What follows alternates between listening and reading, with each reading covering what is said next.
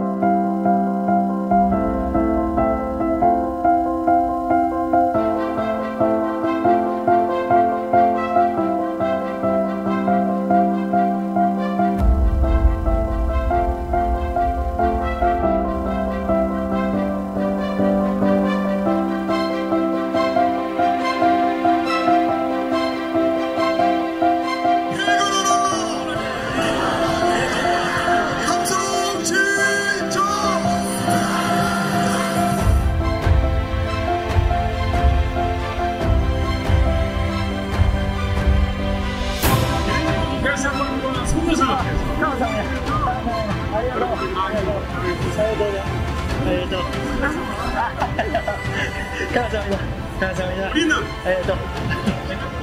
해리스 국방장관 이것으로 실망스럽다. 여러분 실망스럽습니까? 미국 아베 규탄 집회가 이쪽에서 이어지는 가운데 광화문 광장 다른 쪽에서는 한 일본인 청년이 팔을 벌리고 시민들을 기다리고 있습니다. 최근 악화된 한일 관계로 일본에서는 한국인들이 일본인들을 싫어하는 게 아니냐는 생각을 많이 하고 있다는 게 이번 프리허그 행사를 갖게 된 이유입니다. 日本政権に対して意見は持ってる韓国人はたくさんいるかもしれないけど日本人を嫌ってるわけではないっていうのを証明したいと思ってこの企画をしました。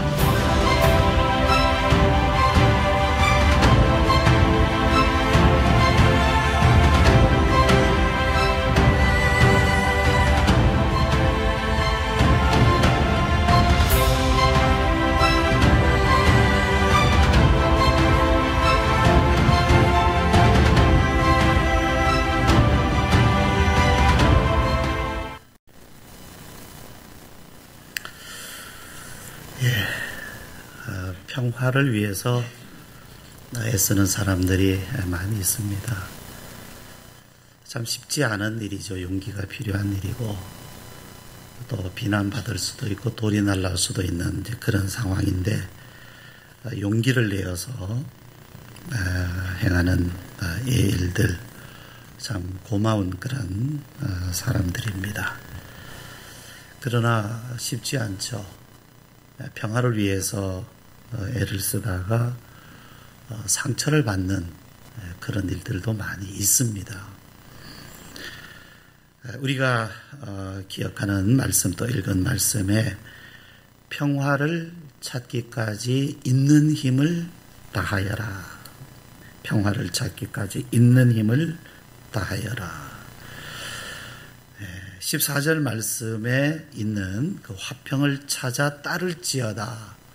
이 말씀을 그 새번역 성경에 번역하기는 평화를 찾기까지 있는 힘을 다하여라 이렇게 되어 있다 말씀을 드렸습니다. 우리가 이 말씀을 기억하고 이 말씀에 순종하기 위해서 있는 힘을 다해서 평화를 찾는다면 어떻게 될까요? 무엇을 만나게 될까요? 있는 힘을 다하여서 평화를 찾을 때 우리가 가장 먼저 부딪히고 경험하게 되는 것은 상한 마음입니다. 상한 마음. 이 세상에는요, 평화를 깨뜨리는, 무너뜨리는 일들이 정말 많이 있습니다. 그렇기 때문에 평화를 찾으면 그 평화를 깨뜨리는 사람들, 또 평화를 깨뜨리는 일들과 만날 수밖에 없고 부딪힐 수밖에 없습니다. 그렇다고 해서 우리가 그러한 것을 잘 감당할 수 있는 사람들인가? 아니에요. 우리는 연약하기 때문에 우리들도 넘어지기 쉽고 깨뜨려지기가 쉽습니다. 그래서 평화를 찾는다는 것은 굉장히 어려운 일입니다. 그런데 왜 평화를 찾을 때 이토록 상한 마음이 될까요? 첫 번째는요, 악한 사람들이 이 평화를 깨뜨리기 때문에 그렇습니다. 분명히 이 세상에는 악한 사람들이 있습니다. 자, 우리가 하나님의 백성이 되고 구원을 받았다고 해서 바로 이 세상이 천국으로 바뀌는 것은 아니죠. 여전히 이 땅 가운데는 죄를 행하고 악을 좋아하는 사람들, 평화를 깨뜨리는 사람들이 존재하고 있습니다. 그래서 우리는 그들과 마주해야 합니다. 자, 다시 우리가 14절 말씀을 우리 보시죠. 악을 버리고 선을 행하며 화평을 찾아 따를지어다. 자, 악을 버리고 선을 행하며 화평을 찾아 따를지어다. 이 말씀을 보면 선을 행하는 것과 화평을 따르는 것은 하나죠. 같은 일이죠. 같은 사람이 하는 거죠. 선을 행하는 사람이 화평을 구하게 되고 화평을 구하는 사람은 당연히 선을 행하게 됩니다. 따로 분리되는 것이 아니죠. 그러므로 평화를 구하는 것은 선이고 악이라고 하는 것은 이러한 평화를 깨뜨리는 것입니다. 그렇죠. 악을 행하는데 그 악이 평화를 세울 리는 없습니다. 어떤 사람이 욕심이 가득해서 자기 배를 채우려고 다른 사람의 것을 빼앗는다고 합시다. 나는 배가 고프니까 빼앗았다 할지라도 그 결과로 이웃은 고통을 받게 되죠. 결국 이 욕심과 자기 것을 채우려는 것, 그 이기적인 마음, 행동은 평화를 깨뜨리는 것이 되고 악이 되는 것입니다. 이런 악인들에 대해서 하나님은 반드시 악인의 자취를 끊으신다 이렇게 말씀하셨어요. 16절 말씀, 여호와의 얼굴은 악을 행하는 자를 향하사 그들의 자취를 땅에서 끊으려 하시는 도다. 여러분, 우리가 하나님을 믿는다면 하나님의 구원하심을 믿고 우리를 지켜 보호하심을 믿지만 또 하나 우리가 믿어야 될 것이 있어요. 그것은 뭐냐면 하나님은 반드시 악을 심판하시고 보응하신다는 사실입니다. 잠시 동안은 하나님께서 악을 내버려 두시는 것 같아요. 그럴 때 우리는 하나님 어찌하여 저 사람들을 저렇게 내버려 두십니까? 라고 부르짖기도 하죠. 그러나 우리는 믿어야 됩니다. 하나님은 반드시 악을 보응하시고 심판하십니다. 뿐만 아니죠, 여러분. 악을 행하는 사람에게 무엇이 남을까요?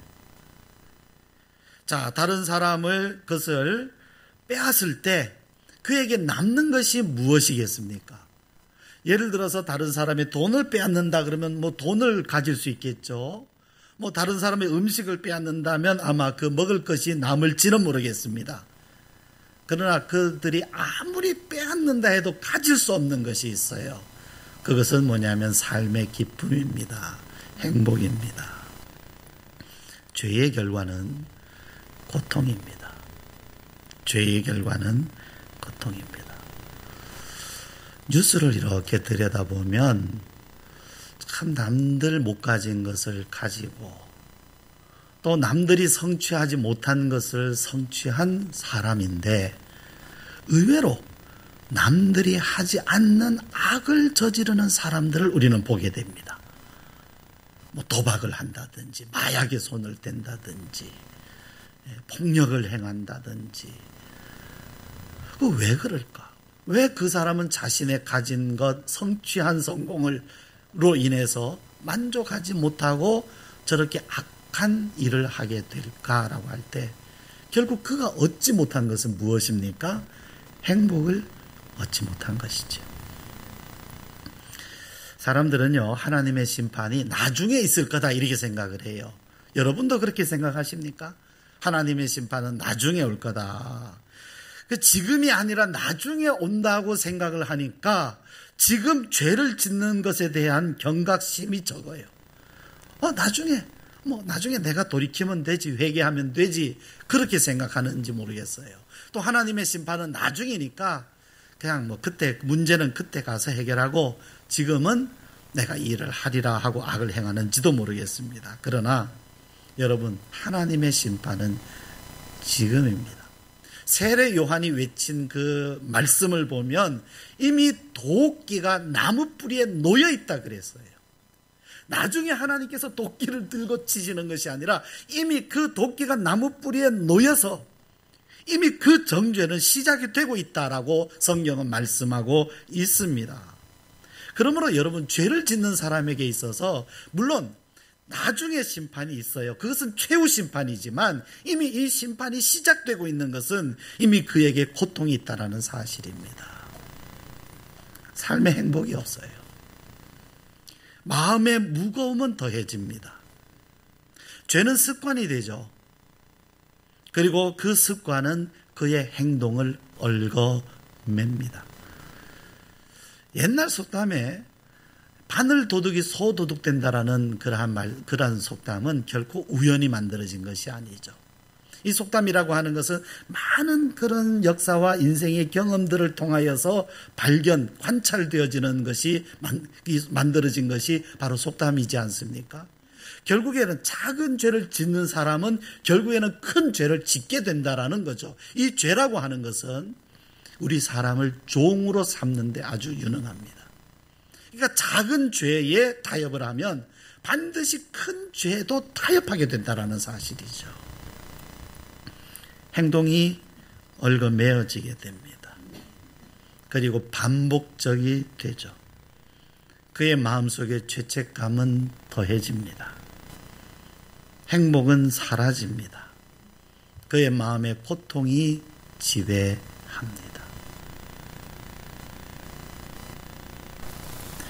여러분, 이러한 상한 마음은 꼭 다른 사람 때문만은 아니죠. 두 번째, 자신 안에 평화가 없을 때 그것이야말로 가장 슬프고 마음 아픈 일입니다. 자기 안에, 내 안에 평화가 없을 때 정말 우리는 상한 마음이 됩니다. 내 안에 이 평화를 찾지 못한다면 말이죠. 다윗이 남의 부인 밧세바를 취했을 때 그는 구원의 즐거움을 완전히 잃어버렸습니다. 구원의 즐거움을. 하나님을 가까이 함으로써 얻었던 그 즐거움과 기쁨이 사라져 버렸어요. 그 한순간의 정욕 때문에. 그 한순간에. 그 쾌락은 아주 순간이지만 그가 저지른 범죄의 결과는 정말로 혹독했습니다. 잔인했습니다. 악인은 죽었습니다. 피 흘린 죄로 인한 그 자책감으로 인해서 다윗은 괴로운 나날을, 고통스러운 나날을 그는 보내게 되었습니다. 그의 마음은 상한 마음이 되었습니다. 만약에요, 다윗이 하나님의 그 구원의 즐거움, 하나님이 주시는 구원의 즐거움을 모르는 사람이었다고 하면 아마 그토록까지 상한 마음이 되진 않았을 거예요. 그러나 그는 하나님이 주시는 구원의 즐거움을 아는 사람이었어요. 그런데 그것을 잃어버린 거예요. 다른 사람 때문이 아니라 자기 자신 때문에. 잠시의 그 죄의 유혹, 고통, 죄의 유혹으로 인해서 이 다윗은 어마어마한 고통에 빠져버린 것입니다. 그래서 그 즐거움을 회복하기 위해서 하나님 앞에 눈물로 기도하고 또 기도하고 또 기도하고 그의 마음은 상한 마음이 되었습니다. 자, 이러한 상한 마음을 보실 때 하나님은 어떻게 하실까요? 세 번째, 하나님은 마음이 상한 사람을 찾으십니다. 그것이 자기 때문이든 다른 사람 때문이든 마음이 상한 사람들,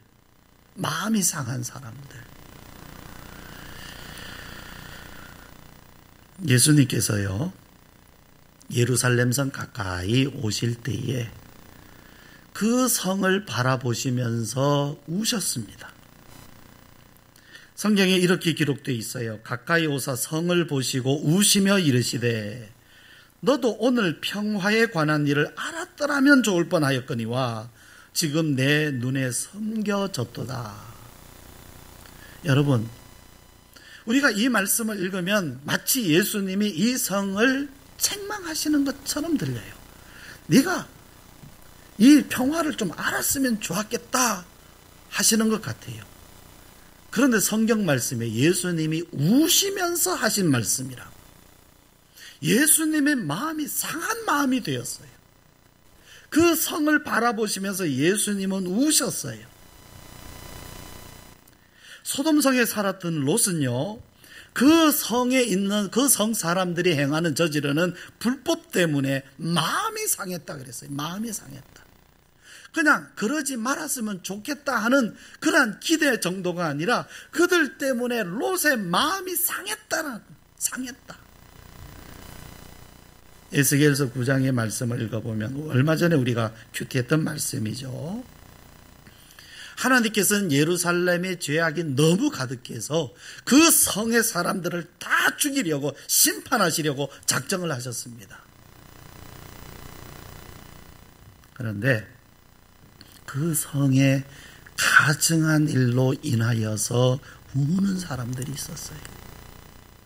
그 성에서 행하는 우상 숭배와 그 불법으로 인해서 탄식하면서 우는 사람들이 있었어요. 하나님께서 서기관을 보내셔서 그들의 이마에 표를 해라. 그리고 그 이마에 표를 한 사람들, 그들은 절대로 손대지 말아라. 그 성의 불법으로 인하여서 그 가증한 일로 인하여서 탄식하며 우는 사람들은 하나님의 심판 앞에서 하나님은 보호하시는 거예요. 손대지 말아라. 그들은 건드리지 말아라. 하나님은 그들을 보호하셨습니다.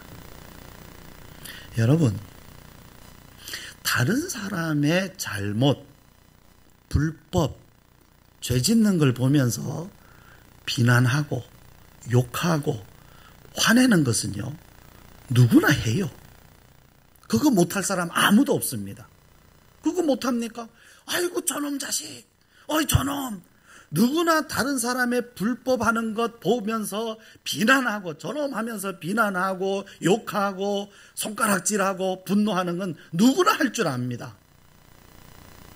그러나 그것을 보면서 울면서 탄식하는 사람은, 그것을 보면서 그걸 가슴에 끌어안고 가슴을 아파하면서 울면서 탄식하는 사람은, 상한 마음이 되는 사람은 진정으로 평화를 구하는 사람들만, 진정으로 이 평화를 찾는 사람들에게만 일어나는 일입니다.